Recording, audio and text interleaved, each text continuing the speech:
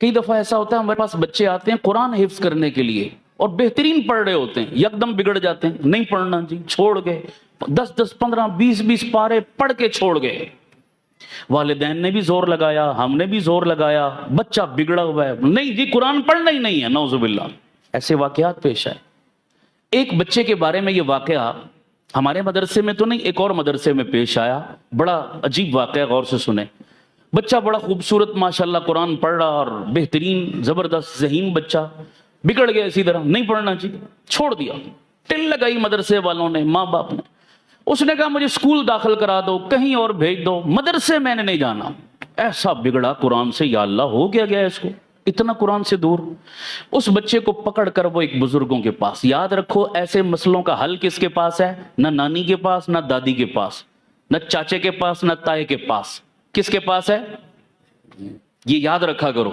مشورہ کہیں کا ہوتا ہے، ہم لے کہیں اور سے رہے ہوتے ہیں، وہ جی دادے نے کہا تھا ہم نے یہ کر دیا، نانے نے کہا تھا ہم نے وہ کر دیا۔ دادے نانے اس معاملے میں مشورہ آپ کو وہ اتھارٹی نہیں ہے، ان کی لائن نہیں ہے، جس کی لائن ہے اس سے مشورہ لیا کرو۔ تو آؤ ہم سے پوچھو، ہم آپ کو بتائیں، کہیں نہ کہیں ٹیکنیکل فالٹ آ رہا ہوتا ہے۔ اب وہ ایک بزرگوں کے پاس لے گئے، کہا حضرت جی بڑے شوق سے ہم نے داخل کرایا تھا، بڑا پیارا قرآن پڑھ رہا تھا، کئی پارے حفظ بھی کر چکا، پتہ نہیں سمجھ نہیں آئی ہوا کیا ہے، بگڑ گیا۔ وہ پہنچ گئے، ان کی نظر بڑے دور تک جاتی ہے نا اللہ والوں کی۔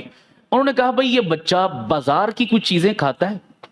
انہوں نے کہا جی اور تو نہیں، جب مدرسے سے چھٹی ہوتی ہے گھر آتا ہے نا تو رستے میں کوئی برگر والا، ریڑی والا، تو اس کے برگر اس کو بڑے پسند ہیں، تو یہ روز آتے جاتے وہاں سے برگر کھاتا ہے۔ وہ بزرگ فرمانے لگے ایسا کرو 40 دن تک بازار کی تمام چیزیں اس بچے کے لیے بند کر دو، اس کی جو ڈیمانڈ ہو گھر میں اس کی والدہ کو کہو بنا کر دے، برگر بھی چاہیے نا گھر میں کھلاؤ، بازار کی چیزیں مت کھلاؤ، اور گھر میں بھی جب کھانا بناؤ تو کھانا حلال تو ہو ہی ہو، لیکن حلال کے ساتھ ساتھ کیا ہے، اس کی ماں کو کہو کہ باوضو ہو کر کھانا بنایا کرے۔ سبحان اللہ، ان چیزوں کا اثر کتنا ہے، باوضو ہو کر کھانا بنایا کرے اور ذکر یا تلاوت کرتے ہوئے کھانا بنایا کرے۔ 40 دن یہ نسخہ استعمال کرو، پھر مجھے بتانا اثر کیا ہوا۔ انہوں نے شروع کر دیا ایسا جناب، چند دن گزرے تھے بچہ خود ہی تیار ہو گیا، لے چلو بھائی مجھے مدرسے لے چلو، خود ہی تیار ہو گیا۔ والدین بڑے خوش ہوئے، گئے ان بزرگوں کے پاس، حضرت جی واقعی آپ کا نسخہ تو بڑا کام کر گیا، اس میں راز کیا تھا؟ فرمانے لگے اکثر، سب کی بات نہیں کر رہا، لیکن اکثر بازار میں جو چیزیں ملتی ہیں کھانے پینے کی، خاص طور پر تیار کی ہوئی، اکثر لوگ بے نمازی ہوتے ہیں۔ اور حدیث بتا رہا ہوں میرے نبی کے فرمان کا مفہوم، ایک بے نمازی کی نحوست 40 گھروں پہ پڑتی ہے۔ 40 گھر کا مطلب پورا محلہ، تو جہاں پورے کا پورا محلہ بے نمازی ہو، اس محلے کی نحوست کا عالم کیا ہوگا، آپ اندازہ لگائیں۔ اب یہ نحوست ہوتی کیا ہے، اس کے آفٹر شاکس کیا ہوتے ہیں، یہ ایک الگ موضوع ہے، پھر کبھی بتاؤں گا کہ کتنی خطرناک چیز ہے یہ۔ ایک بے نمازی پورے محلے کو لپیٹ میں لیے ہوئے ہیں، تو خود اس کے اپنے وجود میں کتنی نحوست ہوگی۔ انہی نحوست والے ہاتھوں سے اس نے برگر بنائے، کھانا بنایا، سالن بنایا، روٹی بنائی، جو بھی، تو بتائیے وہ جو کھا رہا ہے کیا نحوست اس کے اندر نہیں جا رہی؟ اب نحوست جس کے اندر گئی اس کا اعمال میں دل لگے گا، تلاوت میں دل لگے گا، نماز میں دل لگے گا؟ کبھی بھی نہیں۔ وہ فرما رہے تھے کہ یہ وجہ تھی جس وجہ سے بچہ بگڑا ہوا تھا اور نہیں اس طرف آ رہا تھا، میں نے آپ کو یہ نسخہ بتایا، وہ کام کر گیا۔ لہذا اس قسم کے کھانے، تو سوچو بے نمازی ہاتھوں کا کھانا کھا کر بندہ قرآن سے دور ہو گیا، تو جو بندہ کھائی حرام رہا ہے وہ قرآن پڑھے گا؟ جو اپنے بچوں کو حرام کھلا رہا ہے اس کے بچے قرآن پڑھیں گے، اس کے بچے نماز پڑھیں گے، اس کے بچے دین پر چلیں گے، نیک ہوں گے؟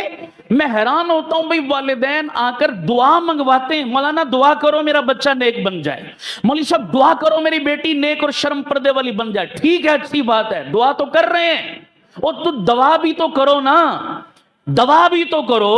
دوا کا مطلب کہ اپنے بچوں کو حلال تو کھلاؤ، حلال کا لقمہ تو ان کے پیٹوں میں ڈالو۔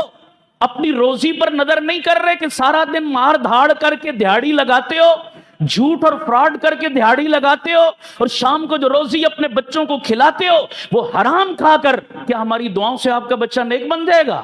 کبھی بھی نہیں ہو سکتا، کبھی نہیں ہو سکتا۔ حلال کھلاؤ، پھر دیکھو کہ آپ سے پہلے آپ کا بچہ دوڑ کر مسجد میں آئے گا۔ حلال کھلاؤ، پھر دیکھو آپ کا بچہ آپ کی آنکھوں کی ٹھنڈک کیسے بنے گا۔ یہ اصول ہے۔ ہم لوگ اس طرف توجہ نہیں کرتے کہ ہماری آمدن آ کیسے رہی ہے.